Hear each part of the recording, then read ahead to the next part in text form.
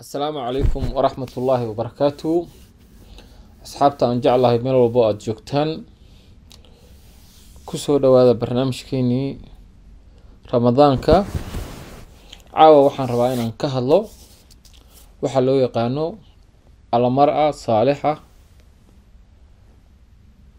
أنباء لقد إنجليش كالوير أهدو good wife أنباء صومالي دو أي أتقانو raaliyo runtii caalamkan ilaahay subxaanahu watacaala meel walbo aad ka joogto haddii aad tahay muslin iyo haddii aad tahay qof aan muslin ahaynba waa u baahan tahay xaas wanaagsan. Marka xaas wanaagsan haddii aad heshana waxaad helaysaa nolol wanaagsan. sidaa darteed Soomaalidu waxay tiraahdaa markay arkaan qof horumar sameeyay amba ay u kala kacsan tahay waxa la dhahaa hebel horumarkiisa gabadhiisa ka dambaysa amba xaaskiisa sida loo yaqaanaba amba Soomaalidu waxay dhahdaaba ninka horeeyo waxaa kaa dabagey karo xaas wanaagsan. Marka xaas wanaagsan marka la leeyahay waxay ku siinay talo, waxay ku siinay everything aad uga baahato dhankeeda. Tusaale ahaan haddii maanta aad haysato lacag tiro badan, qani aad tahay, ilaahay wax siiyey, ahaw muslin, ahaw cadaan, ahaw afrikaan, haddii aadan haysan marxaladaas xaas wanaagsan lacagtaadu there's no make sense, wax macna ay ku sameynayso malahan. maalin kasta waxaa maqalnaa boqolaal millionaires amba lacag haysta stress dartood isku dilay, iimaan la-aan iyo waxay isku darsadeen xaas wanaagsan la-aan. sidaa darteed Soomaalidu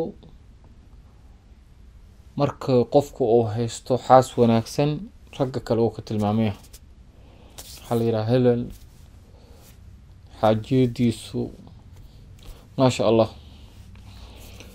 haddii aad faqiir tahay tusaale ahaan Soomaaliya oo aadan waxaysan markaa haysato marwa saalaxa qofkaas familiyada kale oo xataa dhaqaale haysto wuu ka farxad badan yahay, wuu ka stress yahay, waa meel walba uga fiican yaa la dhihi karaa. sidaa darteed nabigeena calayhi salaatu wasalaam waatuu kusoo koobaba adduunyada raaxadeeda istimtaacu dunyaa almar'a saalixa. horta almar'a saalixa qof kastoo anaka naga mida wuu jecel yahay mataqaanaa inuu haysto. intii haysato horta ilaahay ha u barakeeyo, intii aadan haysana ilaahay ha u sahlo. marka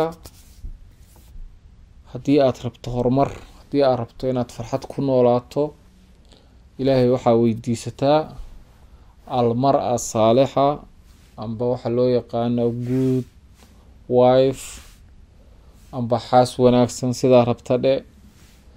sidaa darteed haddaa intaas amba hesho asaaga waa ka hormareysaa dhinac waliba. hadday ahleed haddaa muslimtaa xagga cibaadada, hadday ahleed xagga sabarka, xagga horumarka, meel walbo asaaga waa dhaafaysaa. marka asxaabay waxaan iskula dardaarmaynaa qof kasta oo naga mida ilaahay inuu weydiisto almar'a saalixa intii haysato oo aniguba aan ka mid ahayna ilaahay ha u barakeeyo, intii aan haysana ilaahay ha u sahlo. assalaamu calaykum waraxmatullaahi wabarakaatu.